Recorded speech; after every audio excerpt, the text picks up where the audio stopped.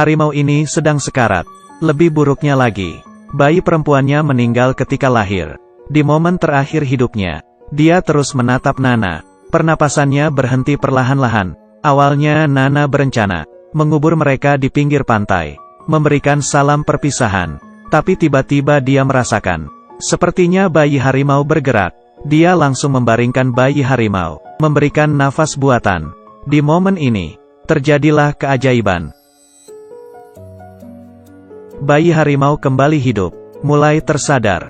Dia pelan-pelan membuka mata, menggerakkan kaki depannya. Dia dari sedih menjadi bahagia, sambil menangis, sambil memegang kaki bayi harimau. Dikatakan setelah bayi hewan lahir, siapa yang dilihat pertama kali, dianggap sebagai ibunya. Jadi Nana memutuskan mengadopsinya sebagai anak perempuannya. Dia membawa anak harimau ini ke rumahnya, memberinya minum, menemaninya bermain. Seiring berjalannya waktu, harimau tumbuh semakin besar. Ruangan sempit kecil itu sudah tidak bisa menampung dia. Demi menyelesaikan masalah tersebut, Nana menemukan sebuah gereja tua. Dia memutuskan merenovasinya, mengubahnya menjadi rumah harimau. Dia sering datang mengunjungi harimau. Akan tetapi hari ini, harimau menghilang.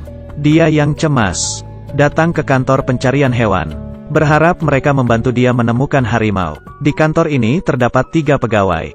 Harimau pertama memerintah, kakak kedua membuat rencana, kakak ketiga menjalankan aksi. Melalui investigasi mereka, targetnya adalah seorang profesor terkenal. Konon profesor ini suka mengoleksi patung hewan buas. Tapi ini hanya rumor, tidak ada bukti, tidak ada yang bisa membuktikannya. Mau tidak mau mengandalkan mereka. Dan mereka mengutus kakak ketiga menghadiri upacara sang profesor, menaruh GPS pada tubuhnya. Mereka menemukan sarang profesor, terletak di sebuah villa besar dalam pulau. Demi menemukan lokasi harimau, mereka menemukan cara. Kakak kedua merusak keamanan. Nana dan kakak ketiga menyamar menjadi staf perbaikan, memeriksa keadaan villa. Ketika Nana sedang memperbaiki, petugas tiba-tiba bertengkar. Dia melihat ember di tangannya, ternyata berisi daging babi. Dia mencari alasan dan mengikuti petugas. Ternyata gambar di ruang belajar. Ternyata ada pintu rahasia. Untuk membuka pintu rahasia itu, melalui lubang kunci kantor petugas, melihat letak kartu kunci, dan juga kode berangkas. Tinggal mencari cara menyelinap villa, menyelamatkan harimau. Wanita ini mencuri harimau. Jika ingin bersembunyi dari pengawasan, harus menjadi petugas. Nana menyamar untuk wawancara. Petugas Chen tidak sadar, memasukkan obat tidur ke kopinya, dan mengaduknya. Petugas meminumnya hingga habis. Gula ini masih belum mencair. Dia tidak curiga sedikitpun. 3 detik kemudian langsung tertidur. Dengan itu, operasi pencurian harimau dimulai. Pertama, sistem keamanan villa diganti. Saat perbaikan kemarin, kakak kedua merekam layar CCTV, mengganti CCTV dengan rekaman. Berempat masuk ke pintu rahasia.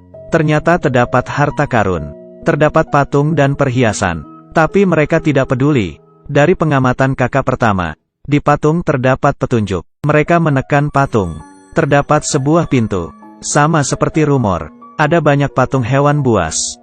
Dalam gudang pintu rahasia, mereka menemukan harimau yang mereka cari. Mereka membawanya lewat ruang bawah tanah. Kebetulan ada sebuah perahu. Membuka pintu, ternyata ada jalur menuju ke laut. Saat mereka mengira sudah berhasil kabur, datang beberapa perahu menghadang mereka. Pencuri dengan topeng aneh menjarah kapal mereka. Bahkan harimau juga dibawa pergi. Mereka melompat ke laut. Untungnya perahu mereka tidak dibawa pergi. Masih baik hati. Di lain sisi profesor menyadari harimau hilang. Petugas yang tertidur harus membayar dengan rasa sakit. Profesor menunjukkan dia, nasib Anda akan seperti kunci ini, yang dilempar ke dalam cairan pelarut. Tidak sampai 3 detik, kuncinya langsung larut tak bersisa. Petugas di sampingnya pingsan. Cairannya terus mendidih. Dokter menggiring petugas. Kemudian, lain kali minum kopi tidak perlu gula. Kemudian, 2 wanita masuk ke kolam. Ternyata adalah air susu coklat. Kunci tadi terbuat dari gula. Profesor memanfaatkan rasa takut petugas, membuat mereka takut setengah mati. Dari candaan ini, sulit untuk diketahui Siapa yang menentang profesor akan ada orang yang berakhir. Tembakan. Harimau melihat ke arah atas. Di depannya adalah seorang bayi. Ibunya bersembunyi di sudut gemetar. Tapi bayi malah berbicara. Saya ingin harimau besar. Harimau mengangkat cakarnya.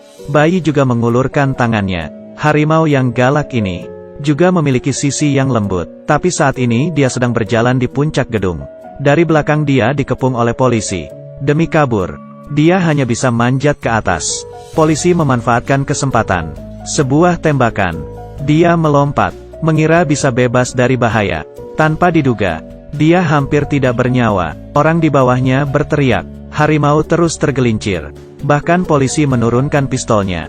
Harimau akhirnya berhasil manjat. Dia melihat ke bawah. Ukuran manusia di bawah sama seperti semut. Kemudian sebuah sekrup lepas. Harimau sempoyongan. Perlahan-lahan mundur. Akan tetapi sebuah sekrup lepas lagi. Harimau kakinya tidak bisa menahan tubuhnya. Tapi di saat yang sama, dia melihat secercah harapan. Itu adalah tuannya. Naik balon udara menyelamatkannya. Ketika ingin mengambil langkah, seluruh besinya patah. Saat ingin terbang mendekat, balon udara terhalang penangkal petir. Karena gaya reaksi, jadi memantul kembali. Balon udara semakin menjauh. Kakak pertama dengan semangat langsung mengambil tali, kemudian melompat. Untungnya tidak celaka, mendarat dengan mulus. Dia mengikatkan tali ke besi, agar balon tidak menjauh. Sisanya bergantung pada harimau. Tuannya berteriak. Harimau lompat ke balon udara. Tapi harimau gemetar ketakutan. Percaya kepada saya. Sudah tidak ada waktu. Gimana mereka melewati krisis ini? Apakah harimau bisa terselamatkan? Sebenarnya saya juga ingin tahu. Cuplikan tadi adalah film yang akan segera tayang. Diadaptasi dari judul novel yang sama. Mendapatkan komentar bagus dari 88% pembacanya.